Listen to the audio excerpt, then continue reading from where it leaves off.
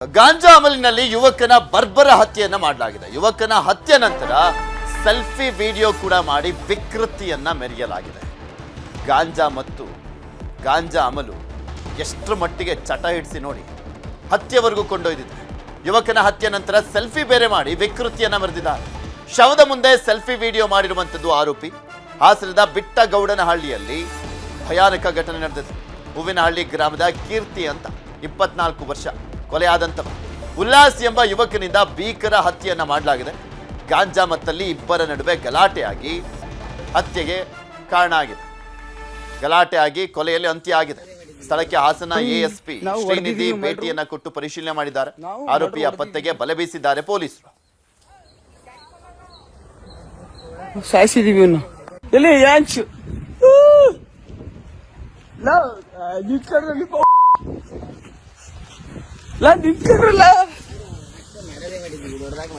ದೊಡ್ಡದಾಗೆ ಬಡಗುತ್ತಾ ನೋಡಿ, ಅಲ್ಲಿ ಗಾಂಜಾ ಮತ್ತಲ್ಲಿ ಅವ್ರಿಗೆ ಏನ್ ಮಾಡಿದ್ದಾರೆ ಅನ್ನುವಂಥದ್ದು ನೆಟ್ಟು ಗೊತ್ತಿಲ್ಲ. ಆ ಕೊಲೆ ಮಾಡಿರುವಂಥದ್ದನ್ನ ಕೂಡ ಒಂಥರ ಹೆಮ್ಮೆ ರೀತಿಯಲ್ಲಿ ಹೇಳ್ಕೊಂಡು ಓಡಾಡ್ತಾ ಇದ್ದಾನೆ ಅವನು. ನೋಡಿ, ಕೊಲೆ ಮಾಡಿದೀವಿ ಅಷ್ಟು ಈಸಿಯಾಗಿ ಹೇಳ್ತಾನೆ. ನೋಡಿ, ಒಬ್ಬರ ಪ್ರಾಣವನ್ನ ತೆಗೆಯೋದು ಎಷ್ಟು ಈಸಿ ಅಂತ. ಆ ಗಾಂಜಾ ಅಮಲು ಎಷ್ಟು ಮಟ್ಟಿಗೆ ಅಲ್ಲಿನ ಯುವಕರನ್ನ ಹಾಳು ಮಾಡ್ತಾ ಇದೆ, ಹಾಳಾಗಿ ಹೋಗ್ತಾ ಇದ್ದಾರೆ. ದೊಡ್ಡದಾಗೆ ಮಾಡ್ಬಿಟ್ಟಿದೀವಿ ನಾವು ಮರ್ಡರ್ನ ಅನ್ನುವಂಥದ್ದನ್ನ ಕೂಡ ಹೇಳ್ತಾ ಇದ್ದಾರೆ. ಸೆಲ್ಫಿ ವಿಡಿಯೋ ಮಾಡ್ಕೊಂಡು ಅದು ಯಾರ ಭಯನೂ ಇಲ್ಲ. ದಕ್ಷಿಣ ಕನ್ನಡ ಜಿಲ್ಲೆಯಲ್ಲಿ ಮತ್ತೆ ರಿವೆಂಜ್ ಕಿಲ್ಲಿಂಗ್ ಶುರುವಾಯ್ತಾ? ಪ್ರತೀಕಾರದ ಹತ್ಯೆಗಳಿಗೆ ಮತ್ತೆ ಸಾಕ್ಷಿ ಆಗುತ್ತಾ ಕರಾವಳಿ ಅಂತ. ದಕ್ಷಿಣ ಕನ್ನಡ ಜಿಲ್ಲೆ ಅಂದ್ರೆ ಸಾಕು, ಸೂಕ್ಷ್ಮ ಅದು. ಯಾಕೆ ಅಂದ್ರೆ ಕೋಮು ಗಲಭೆ, ಒಂದು ಧರ್ಮದವರು ಒಬ್ರು ಕೊಂದ್ರೆ ಮತ್ತೊಂದು ಧರ್ಮದವರು ಇನ್ನೊಬ್ರು ಕೊಲ್ಲೋದು, ಇದೇ ರೀತಿಯಾಗಿ ಆಗ್ತಾ ಇದೆ. ಅದಕ್ಕೆ ಸ್ವಲ್ಪ ಮಟ್ಟಿಗಾದ್ರೂ ಕಡಿವಾಣ ಬಿದ್ದಿತ್ತು. ಪ್ರಮುಖವಾಗಿ ಸರ್ಕಾರ ಸಾಕಷ್ಟು ಪ್ರಯೋಗಗಳನ್ನ ಮಾಡಿತ್ತು.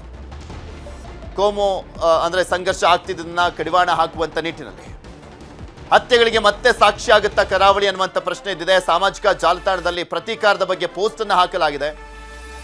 ಟಾರ್ಗೆಟ್ 900, ಟೀಮ್ ಟಾರ್ಗೆಟ್ ಬಾಯ್ಸ್, ಇಮ್ಮು ಬಾಯ್ ಇನ್ಸ್ಟಾ ಪೇಜ್. ಭಯ ಹುಟ್ಟಿಸ್ತಾ ಇರುವಂಥ ಇನ್ಸ್ಟಾಗ್ರಾಮ್ ಪೋಸ್ಟ್ಗಳು. ಕಲಾಯಿ ಅಶ್ರಫ್ ಹತ್ಯೆಗೆ ಪ್ರತೀಕಾರ ಬಗ್ಗೆ ಇನ್ಸ್ಟಾದಲ್ಲಿ ಸಂದೇಶವನ್ನ ಕೊಡಲಾಗ್ತಾ ಇದೆಯಾ? ಕಲಾಯಿ ಅಶ್ರಫ್ ಹತ್ಯೆಯ ಪ್ರಮುಖ ಆರೋಪಿ ಭರತ್ ಕುಮ್ದೇಲ್ಗೆ ಇನ್ಸ್ಟಾ ಮೂಲಕ ಎಚ್ಚರಿಕೆ ಸಂದೇಶ. Revenge is loading, target set 1 by 1 ಅಂತ ಮೆಸೇಜ್ ಅನ್ನ ಹಾಕಲಾಗಿದೆ. ನಿಮಗೆ ತೋರಿಸ್ತಾ ಇದೆ ನೋಡಿ, revenge is loading, target set 1 by 1 ಅಂತ. ಹಿಂದೂ ಸಂಘಟನೆಯ ಮುಖಂಡ ಭರತ್ ಕುಮ್ಡೇಲು ಸದ್ಯ ಮಂಗಳೂರು ಜೈಲಲ್ಲಿದ್ದಾನೆ. ಕೈಯಲ್ಲಿ ತಲವಾರು, ಪಿಸ್ತೂಲ್ ಹಿಡಿದು ಮುಖ ಮರೆಮಾಚಿ ರೀಲ್ಸ್ ಮಾಡಿ ಕುಮ್ಡೇಲ್ಗೆ ಎಚ್ಚರಿಕೆ ಸಂದೇಶವನ್ನ ರವಾನಿಸಲಾಗಿದೆ.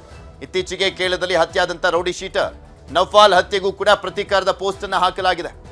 V are not forgot revenge, we are waiting for revenge ಅಂತ ಎಚ್ಚರಿಕೆಯ ಸಂದೇಶವನ್ನ ಪೋಸ್ಟ್ ಮಾಡಲಾಗಿದೆ. 2 ಪೋಸ್ಟ್. ಒಂದು ಭರತ್ ಕುಮ್ಡೇಲ್ಗೆ ಕಳಿಸಿರುವಂಥದ್ದು, revenge is loading, target set 1 by 1 ಅಂತ. ಇದ್ರ ಬಗ್ಗೆ ಇನ್ನಷ್ಟು ಮಾಹಿತಿಯನ್ನು ಕೊಡ್ತಾ ಹೋಗ್ತಾರೆ ನಮ್ಮ ದಕ್ಷಿಣ ಕನ್ನಡದ ಪ್ರತಿನಿಧಿ ಕಿಶನ್ ಶೆಟ್ಟಿ. ನಮ್ಮ ಜೊತೆ ದೂರವಾಣಿ ಸಂಪರ್ಕದಲ್ಲಿ ಜಾಯ್ನ್ ಆಗಿದ್ದಾರೆ. ಕಿಶನ್, ಸರ್ಕಾರ ಸಾಕಷ್ಟು ಕ್ರಮಗಳನ್ನ ಕೈಗೊಂಡಿರುವಂತಹ ಹಿನ್ನೆಲೆಯಲ್ಲಿ ತಹಬದಿಗೆ ಹತೋಟಿಗೆ ಬಂದಿರುವಂತದ್ದು ಕರಾವಳಿ ಭಾಗ. ಆದ್ರೆ ಈ ಪೋಸ್ಟ್ಗಳ ಮುಖಾಂತರ ಮತ್ತೊಮ್ಮೆ ಬೆಂಕಿ ಹಚ್ಚುವಂತ ಕೆಲಸ ಯಾವ ರೀತಿಯ ಮಾಡ್ಲಿಕ್ಕೆ ಮುಂದಾಗ್ತಾ ಇದ್ದಾರೆ ಅಂತ? ಪೃಥ್ವಿ, ಈ ಪೋಸ್ಟ್ಗಳೇ ಈಗ ಸಾಕಷ್ಟು ಭಯವನ್ನ ಹುಟ್ಟಿಸಿರುವಂತದ್ದು. ಯಾಕಂದ್ರೆ ಇದನ್ನ ನಾವು ನೆಗ್ಲೆಕ್ಟ್ ಮಾಡೋಕ್ಕಾಗಲ್ಲ. ಯಾಕಂದ್ರೆ ಈ ಹಿಂದೆ ಸುಹಾಸ್ ಶೆಟ್ಟಿ ಹತ್ಯೆಯ ಮುಂಚಿತವಾಗ್ಲೂ ಕೂಡ ಇದೇ ರೀತಿಯಾಗಿ ಪೋಸ್ಟ್ಗಳು ಹರಿದಾಡ್ತಾ ಇತ್ತು. ಅವಾಗ ಪೊಲೀಸರು ಎಚ್ಚೆತ್ತುಕೊಳ್ಬೇಕಾಗಿತ್ತು, ಆದ್ರೆ ಎಚ್ಚೆತ್ತುಕೊಳ್ಳಿಲ್ಲ. ಸರಣಿ ಹತ್ಯೆಗಳಿಗೆ ಮಂಗಳೂರು ಸಾಕ್ಷಿ ಆಯ್ತು.